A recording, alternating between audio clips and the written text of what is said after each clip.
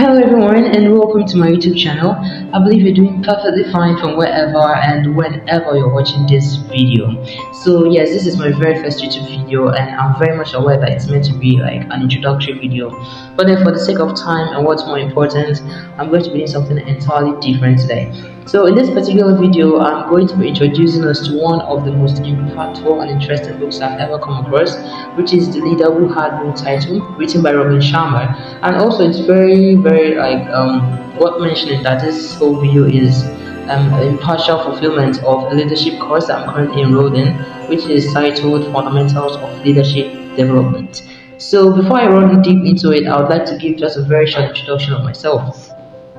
So as you can see on your screen, my name is Obinaiman Chinemirim and I am currently studying medicine and surgery at the College of Medicine at Maduka University, Enugu State, Nigeria. And in case you haven't heard, Maduka University is actually the first entrepreneurial institution in the whole of West Africa. So if you look forward to merging your academic fields with innovation and entrepreneurship, I think this is actually the right place for you to start. So let's just get right into it. So a very quick introduction of the author, as you can see on your screen, and the book itself. So as you can see on it has actually existed for over 10 years, and this book has impacted communities, companies, and individuals positively in regards to leadership, social, personal, and public success. And this book has a central idea, which is leading without a title. So this is literally what this book is entirely about.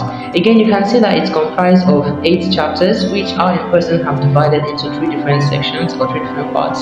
So the first 3 chapters, chapter 1 to 3, are majorly about the leadership principles, whereas the next 4, which is chapters 4 to 7, talk about the leadership conversations that the main characters had in the book, whereas chapter 8 is the conclusion. Now, I'm not going to be talking about the story behind the book. I'm just going to be introducing us to the ideas, the key ideas that I learned from this book. Now, the first part, which is chapters 1 to 3, I have taken time to write about chapter 1 and 2 together, and you can see the ideas that I've written out here. So leadership is actually not just for people with titles. So this is like introducing us to the basis of Robin Sharma's philosophy of leadership.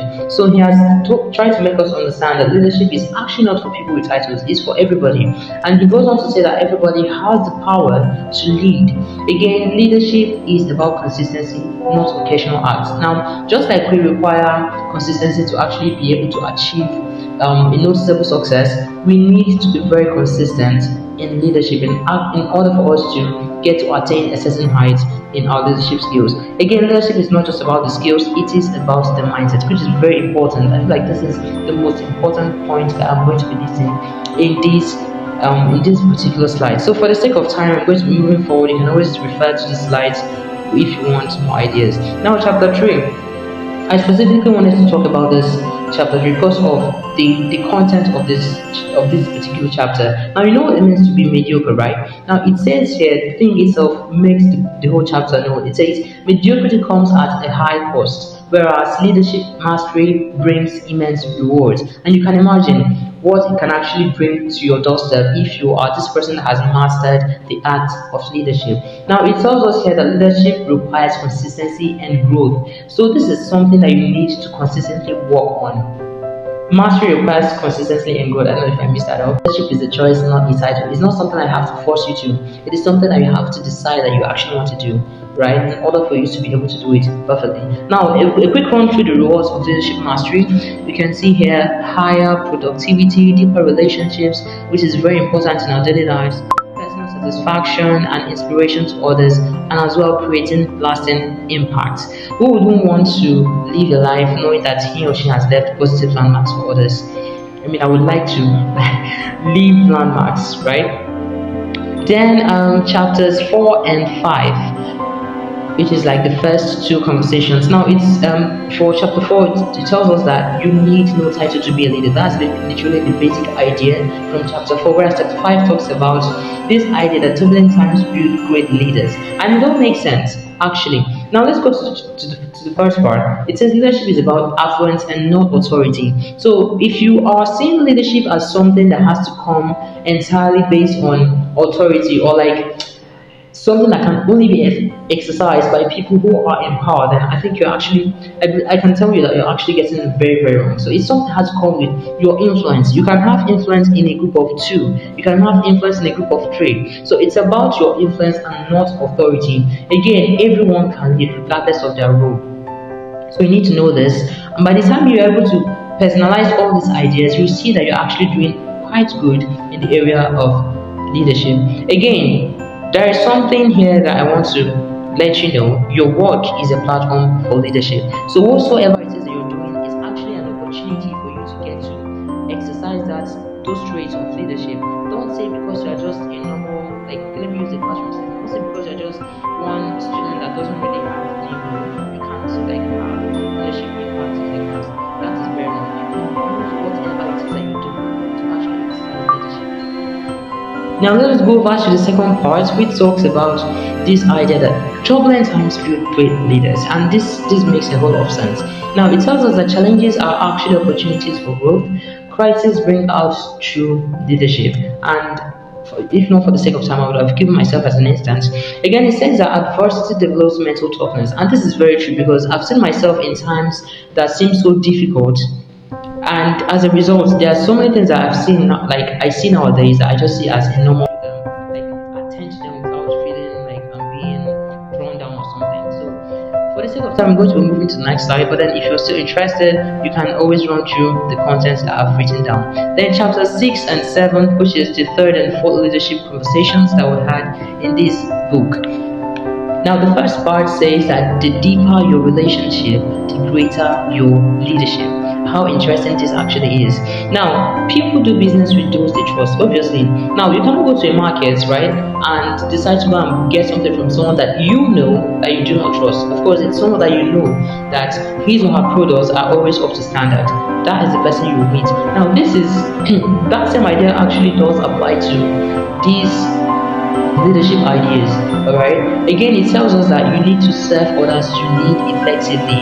If you know the actual meaning of leadership, you will understand that leadership is all about your service. It is not about the title, it is not about your position, it's not about your authority, it is about your service.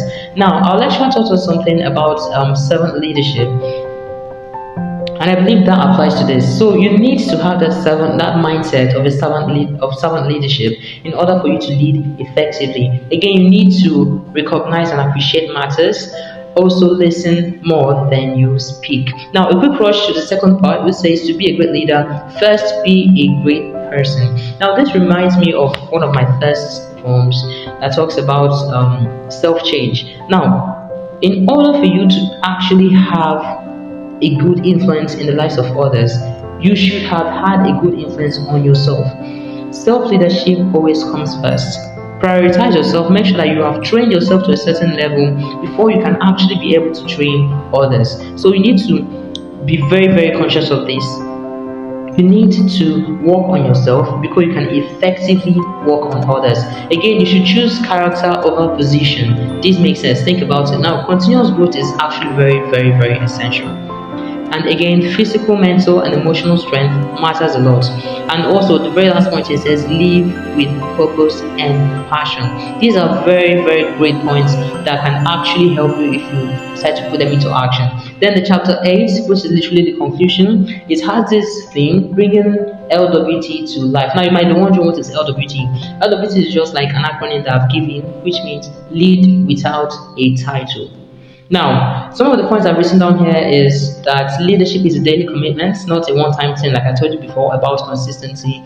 Again, you should choose courage over comfort. Don't just go for things that's like you find less stressful. Challenge yourself and be courageous when doing that. That is how you actually get to find out what you are capable of doing. So you need to harness this attitude of being courageous towards things rather than running away from them because you feel like they are very stressful or something like that. Again, service is the heart of leadership. Remember, I told you to adopt the mindset of servant leadership. It will go a very long way in helping you achieve your set goal in leadership. Then let's talk about some of the practical applications of leading without title. Now, I tried to mention these in four different divisions. Academics, you can help classmates without being a lecturer. You can just organize like reading reading groups to actually help your mates in areas that you know that you're doing very well. In your workplace, you can take initiatives without being a manager. You can assist, you can just bring up ideas that will work for the good of your workplace. Then in your community, you can solve a problem without necessarily having a leadership title. You can see something that is going wrong and you correct it. You can see someone that is going astray and you make out time to actually talk to the person. That is a very, very good way to exercise leadership. And then in your families, you can lead through your actions and not your authorities. Now, some people try to bring this whole seniority thing, so that is not how it works. In order for you to lead effectively, let it show through your actions that you're actually a leader. Now, I'm going to be giving a very personal experience. This is literally my story. So there actually was once a time where I thought that leadership is just for a specific breed of people. I always saw them as these people who are just totally different. Like I cannot even compare, right? But then I had the grades. I was always standing out, but then I still thought that these guys are just something else until I actually saw myself doing something that had an influence on the entire school. I remember that day in primary school, I was still in basic 6, and I actually took on a particular initiative, and after that I just had a very different attitude toward the whole idea of leadership. Now, by shifting my mindset and embracing responsibility, I found myself stepping up until I eventually became the head of a university department. So currently I am the class representative for medicine and surgery 100 level in my institution. So you can imagine how that actually took me. So this experience taught me that leadership isn't about waiting for a title, it's about programming your mind to create impact wherever you find yourself. And again, service and impact are primary, whereas titles are actually just secondary. So you need to know this, and by the time you actually embody them. And then a very, very quick call to action. Now, I said it right here. I said personal leadership challenge. So starting today, you can commit to leading without a title. This can be by taking initiatives, serving others, in order for you to actually make an impact. And also, you need to have this mindset that leadership is not about waiting for positions or titles. It's about stepping up. All right, stepping up by taking actions that can impact people positively, and you will see the great wonders that you're actually capable of doing. Then this leadership daily practice, you can remember that I told you that leadership is a daily habit, right? So you can ask yourself every morning, how can I actually lead today? And then you can action it. Whether it is big or small, you can start from somewhere.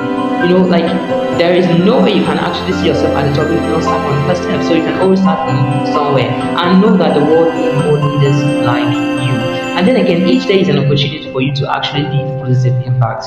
Now, I'm going to be stopping with this particular quote from Ralph Waldo Emerson, which is the opening quote for the second chapter of this book. Now, it says that the days come and go like muffled and veiled figures sent from a distant friendly party, but they say nothing. And if we do not use the gifts they bring, they carry them silently away. Now, this is actually trying to elaborate on this idea of leaving positive impact every single day. So each day is an opportunity for you to embody change and impact. All right, with that, I say very much thank you for watching. If you waited all this, if you actually watched this video to this point, I'm very, very grateful. Thank you so much for making it to this place. And I really hope that you enjoyed and you were impacted by at least 1, 2, or 3 points that I listed out in the course of this video. So please don't forget to like, share, comment, and subscribe to my channel, as I hope to keep this channel very active. I actually do a whole lot of things, and I hope to get to communicate them to you through this channel. If you have any questions, do well to leave them in the comment section, and I will try my best to make sure that I attend to them. Thank you so much.